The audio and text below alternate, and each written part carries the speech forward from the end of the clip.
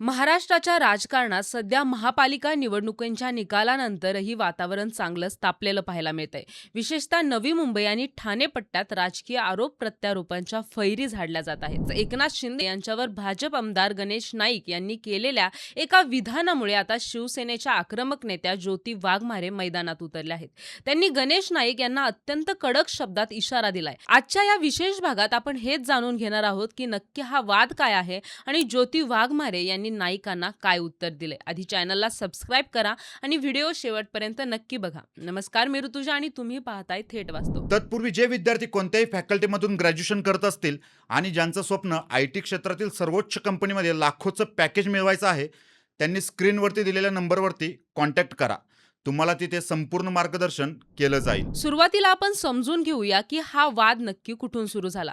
नुकत्याच झालेल्या महापालिका निवडणुकांमध्ये महायुतीमध्ये असूनही नवी मुंबईत जागा वाटपावरून आणि वर्चस्वावरून गणेश नाईक आणि शिंदे गटात जोरदार रस्सीखेच पाहायला मिळाली होती. निवडणुका संपल्या, निकालही लागले, पण या नेत्यांमधील कटुता काही कमी झालेली दिसत नाही. गणेश नाईक यांनी नुकतंच एक खळबळजनक विधान केलं होतं.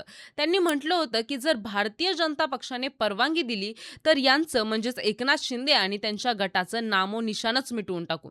नाईक यांच्या या विधानामुळे राजकीय वर्तुळात मोठी खळबळ उडाली. महायुतीत असतानाही आपल्याच मुख्यमंत्र्यांच्या विरोधात अशी भाषा वापरल्यामुळे शिवसेना शिंदे गट आक्रमक झाला. गणेश नाईक यांच्या या टीकेला चोख प्रत्युत्तर देण्यासाठी शिवसेनेच्या फायर ब्रँड नेत्या ज्योती वाघमारे यांनी एक व्हिडिओ जारी केला आणि थेट इशारा दिला. वाघमारे म्हणाल्या की गणेश नाईक यांनी आता आपल्या औकातीत राहावं. ते एकनाथ शिंदे यांच्याबद्दल बोलताना त्यांनी आपली मर्यादा ओळखून बोलावं. वाघमारे यांनी अत्यंत साध्या पण धारदार भाषेत सांगितलं की इथून पुढे जर एकनाथ शिंदे यांच्या विरोधात एकही चुकीचा शब्द निघाला तर गाठ आमच्याशी आहे.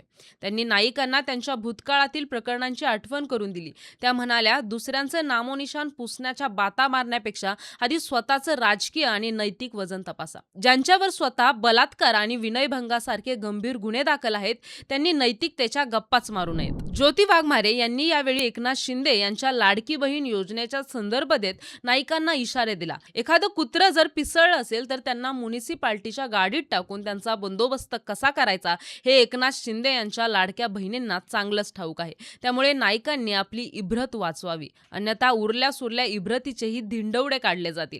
वाघमारे यांचा हा रोख स्पष्ट होता. गणेश नाईक यांनी आता एकनाथ शिंदे यांवर टीका करणंही थांबवलं नाही, तर शिवसेनेतल्या महिला आक्रमक पवित्रा घेतील आणि रस्त्यावरून उतरून जाब विचारतील. हा वाद केवळ दोन नेत्यांमधील शाब्दिक युद्ध नाही, तर तो नवी मुंबईतील राजकीय वर्चस्वाचा लढा आहे. गणेश नाईक हे अनेक वर्षांपासून नवी मुंबईचे निर्विवाद नेते मानले जातात. मात्र एकनाथ शिंदे मुख्यमंत्री झाल्यापासून शिंदे गटाने नवी मुंबईत आपलं बस्तान बसवण्याचा प्रयत्न केलाय. यामुळे नाईकांच्या साम्राज्याला धक्का बसत आहे आणि तोच राग त्यांच्या विधानातून बाहेर पडताना दिसतोय. दुसरीकडे ज्योती वाघमारे यांनी दिलेल्या इशाऱ्यामुळे महायुतीमधील अंतर्गत तणाव समोर आलाय. भाजप आणि शिवसेना शिंदे गट वरून एकत्र दिसत असले तरी स्थानिक पातळीवर कार्यकर्त्यांमध्ये आणि नेत्यांमध्ये मोठा संघर्ष सुरू असल्याचं या घटनेवरून सिद्ध झालंय. एकूणच ज्योती वाघमारे यांनी गणेश नाईक यांना दिलेल्या या दमानंतर आता नाईक गट काय भूमिका घेतो हे पाहणं महत्त्वाचं ठरेल. नामोनिशान मिटवण्याची भाषा करणाऱ्या नाईकांना वाघमारे यांनी त्यांच्याच भाषेत उत्तर दिलंय. त्यामुळे आगामी काळात नवी मुंबईत राजकीय वातावरण आणखीनच धुमसत राहण्याची शक्यता आहे.